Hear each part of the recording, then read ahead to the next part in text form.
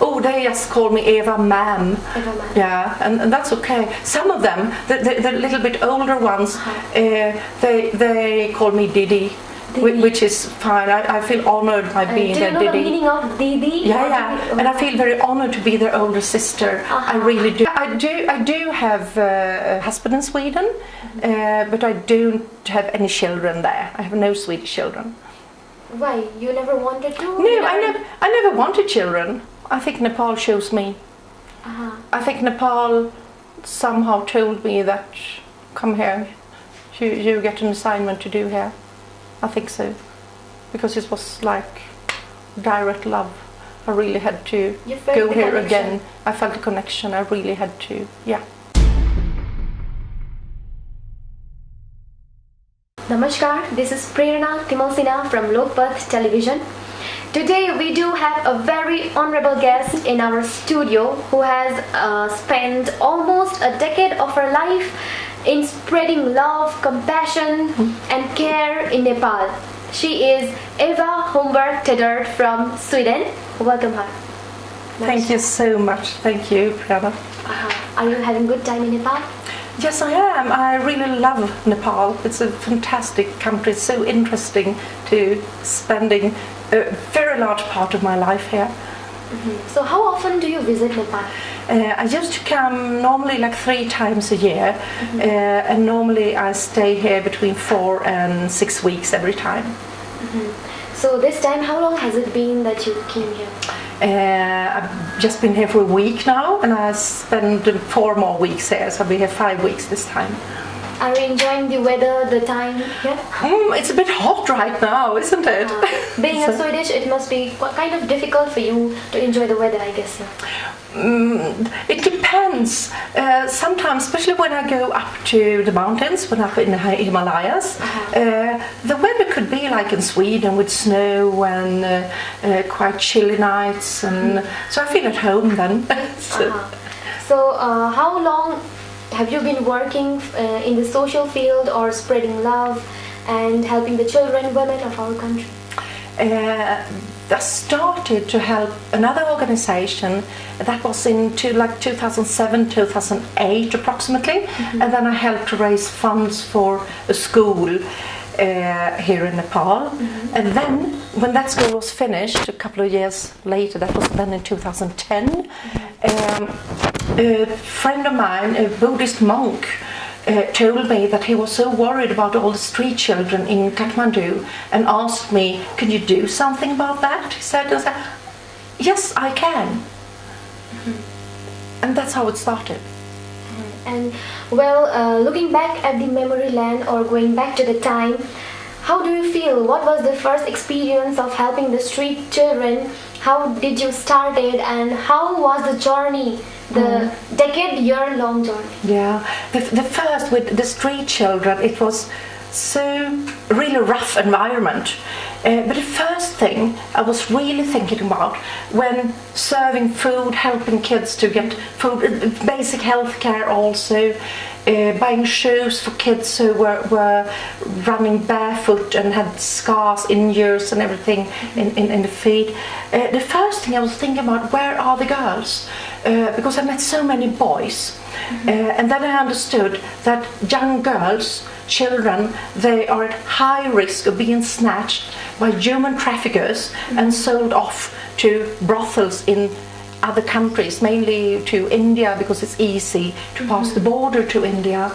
And that was something that really, it was really shocking that small children could meet such a fate. So then I decided we have to have a real home to be faster than the human traffickers, and to help young girls to give them a home, give them education, or if possible not in our home, but to resettle them with families, with relatives, because I do believe it's always better for a child if they can grow up with their family, if there are family members alive, and only when it's no other opportunity then they can grow up in our home instead. So now we have 2 homes for children, one Gokarna, one Lokpath. But that's not enough. It's also, we still go on and support those resettled children, of course. But then, why are so many children ending up on the streets of Kathmandu? I learned them from many kids that they came there because mommy died. And then we said, why do young Nepali women, why do they die? And I learned more about that the Nepali government has been working a lot to reduce maternity mortality, to make sure that more women survive. But that's not enough, especially not in the countryside, because it's very, very hard to find skilled healthcare professionals out in the countryside. And so many health posts are closed just because we have no staff members, they say in many villages. Could be in Humla, or could be in Surket area, or in Taplejung, or everywhere all over the country. So I decided we should give an opportunity to young women from the countryside to come to Kathmandu, study at medical college, become nurses, and when possible also go for the special training to be skilled birth assistants. So you fund 17 women from the entire country to medical colleges, yes, yeah. So far. And yesterday my colleague Ida and I, we interviewed 2 more young ladies from West Nepal, so soon there will be 19. So you do have 19 new members in your family now. Exactly, isn't that wonderful? Yeah, that's so wonderful. And yeah, I also have a question that you fund them for special medical education. Yes. So that they can learn how to do the medical treatments. They become nurses, health assistants, or skilled birth assistants according to the Nepali system. And they go to the respective places and help the people out there. Yes, because one of the requirements from our side is that after the training, I mean, first we have always have to give them a preparation courses and bridge courses and things. So it takes almost always like 5 years before they are ready to go out and serve their communities. And our basic requirement is that they should go back to their home district and serve the communities there. They should not remain in Kathmandu and work, or they should definitely not go abroad for work, because we want to give them the opportunity to have a good education, to work here in Nepal. And how many of them are able to go back to their home district and serve people out there? Still we don't really know, because in some of the home districts there is no health post. So I do believe that we will have to talk with district authorities, etc. And in some cases, like in Humla for instance, I do believe that we will have to make some special kind of fundraising to help to build a health post there. We'll see, but the girls from Humla, we have 2, they have just started, so we have a couple of years to plan that for their future work home in Humla. And do you help the women who are already skilled to get a placement there, or the job placement in the particular place, or they just go for free competition and they work there? They should go for, basically they should go for free competition, I think, because in many places there is very hard to find staff members in the countryside, so it should be easy for them to get the job then in the home district. In some cases we have kind of intermediated to make like the contact and talk for them, but basically they should go on their own merits. But from the home villages, they are very aware, the village committees and everything, they are aware that this daughter from the village is currently studying, she will come back to the village. They know that very well. They do. Yeah, you talked about the home for girls and boys in Lokpath and Gokarna. And the girls in Gokarna, yes. Yeah. When you visit Nepal, do you meet them personally? Oh yes, always. they are like my children. I really feel so connected to them. So I talk a lot with them, and we're talking about the future. How do they call you? By what name do they call you? Oh, they just call me Eva Ma'am. Eva Ma'am. Yeah, and that's okay. Some of them, the little bit older ones, they call me Didi. Which is fine. I feel honored by being their Didi. Do you know Didi. the meaning of Didi? Yeah. And I feel very honored to be their older sister. I really do. So I think that's nice. And some of the very small ones, they say, Auntie Eva, and that's also good. So that's also fine. I talk a lot with them because I want to know their dreams for the future. What kind of profession do they want? And do they talk to you about their dreams? Yeah, a lot. And I mean, when they're small, I want to be a policewoman, says a small one, or I want to be a pilot, or I want this and that. And when they grow, it's more serious talks. Like yesterday, I was told we were talking with Bina. She's 16 years. She's very good at school. And she's been living she's been living with us 7 years. And she said, yeah, I'm definitely. She loves science, maths and science. She's so good at it.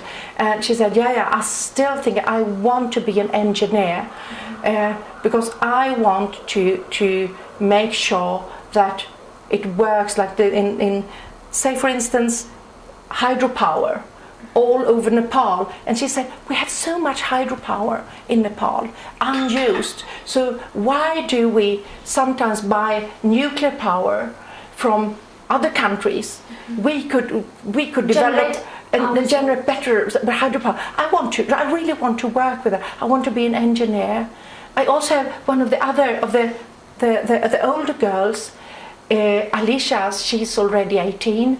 And she says, I really want to be a lawyer because I want to work with human rights and make sure that everyone really got the rights they are entitled to.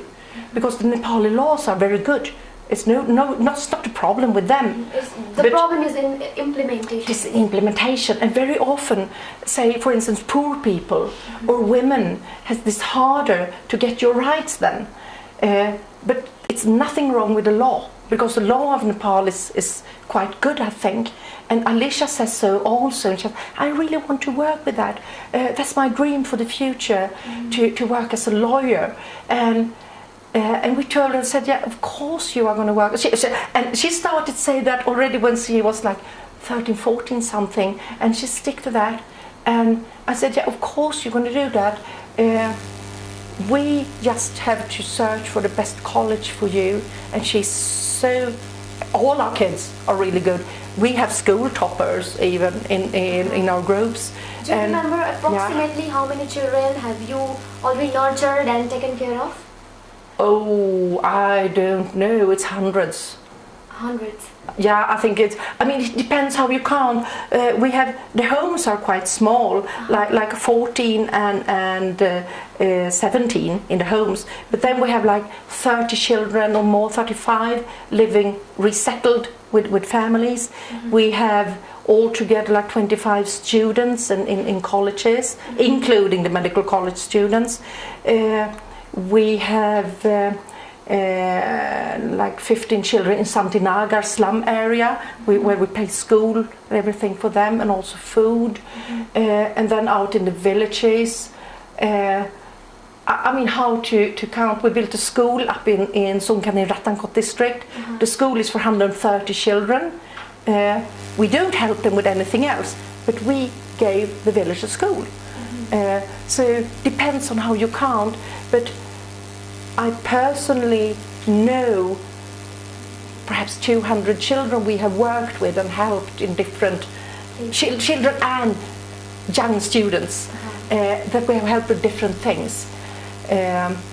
Apart from the kids of Rathankot that get to school, and apart from those who are more like groups of kids like that. You talked about the dreams of Alicia and Bina. Yeah. So what about the dreams? Like, who will be helping them financially in their higher studies? We will do that. We have sponsors, mainly from Sweden, but also from Germany. We have friends in the Netherlands. We also have some friends in United States helping some of the kids. I have activated my whole network, and as I have been working a lot with European Union issues, I do have friends all over Europe, and they help me tremendously. I'm also friend with, Manoj Singh, the Bansuri flautist, who comes from Baudanat originally. He has helped me a lot. So there's a lot of people helping to finance. It is. So this way you're spreading so much of love and compassion, care, support to the children, women, and all the people from even remote areas of our country. So are you getting equal love from them? Are you getting the same amount of love in return from them? Oof, it's unmeasurable. I get so much love, especially from all these children. And when I see, when our children, when they come and show me the report card and say, look, man, see, I have 85%, or I'm just A+ here. Or when I see a little girl that earlier has been failed in everything and suddenly say, I passed. And when I see the happiness in their faces, and when I see the women in Maji gown, now they're able to send their children to school, not going fetching water up down, but going to school instead. When I meet all those people, it's such a joy. It's such a joy, so it's you can't imagine, because that is more love and so much care I meet from the people. So it's if I had not done all these projects here in Nepal, I don't know what I would have done with my life, really. I guess you feel like a second home. Nepal is a second home. It is, definitely. And don't you have a family in Sweden? Yeah, I do have a husband in Sweden, but I don't have any children there. I have no Swedish children. Why? You never wanted to? No, I never wanted children. Why? Can I ask what is the reason behind that? Because you are already a mom of so many children. Then why didn't you want to become a biological mother? I don't really know, but already from when I'm 60 years already. 60 years, yes. And you are so enthusiastic. When I grew up, it was a huge issue with Biafra. Biafra is a region in Africa, in Nigeria, in Africa, and that was a starvation disaster then. And we heard every day on the TV news. We also had, in all homes, we had a special little, it's like where we could put money. And my parents always told me that I had like a little weekly allowance from my parents, that you should give the half to the poor. They said you should give it to the children in Biafra because they have nothing. So the money I got, then instead of going buying candy and things like that, I put half to the children of Biafra. And then I thought a lot about that will this world be able to feed so many people? It's starvation. And I wasn't old, but somehow I decided that I should not get children, because there are so many children in the world that I can help instead. And this is really amazing, because I didn't remember this, but it was later on relatives who reminded me and said so, that already when you were like 10 years or something, you were talking about you didn't want children because there's so many children in the world, and now you're doing that, they said, and were like, this is amazing. If you have had your own children, then you will be confined to them only. But now you do not have a limitation. You can have as much children as you want. Exactly. If I've had children of my own, I would have been a grandmother by now, to have grandchildren, and then I would have been completely occupied with them. Confined to the limited world. I would have been completely occupied with the grandkids, and then I wouldn't have had all those wonderful, the gorgeous Nepali children. So I'm really happy. I'm so. This is such. a joy. It's such a happiness for me having all these young Nepali, young women, girls, and also some boys, because we do have a couple of boys too. So we're not completely rejecting the boys, but we're mainly focusing on girls. Okay, so finally, there are over 180 countries in the whole world. Then why did you particularly choose Nepal for your projects or for helping socially? Why did you choose Nepal? I think Nepal chose me. I think Nepal somehow told me that, come here, you get an assignment to do here. I think so, because it was like direct love. I really had to go here again. I felt the connection. I really had to, yeah. So summing up all the experiences, or I would say wonderful experiences that you had in your journey, what would you like to say? How would you like to brief your entire journey in Nepal? I would like to then address other people and to tell them that don't be so afraid. There's a lot of fantastic experiences out there, and by helping others you will get a better life yourself, because you will be more joyful, happier if you think about others. And a single person cannot do everything for the whole world, but together we can really make a change. So let's help each other to make this world a better place for all people who needs it. We are very thankful to you for giving your time to us. You're such a wonderful soul. It was very wonderful talking to you. Personally, I would like to thank you so much, ma'am. Thank you so much. Thank you. Thank you, ma'am.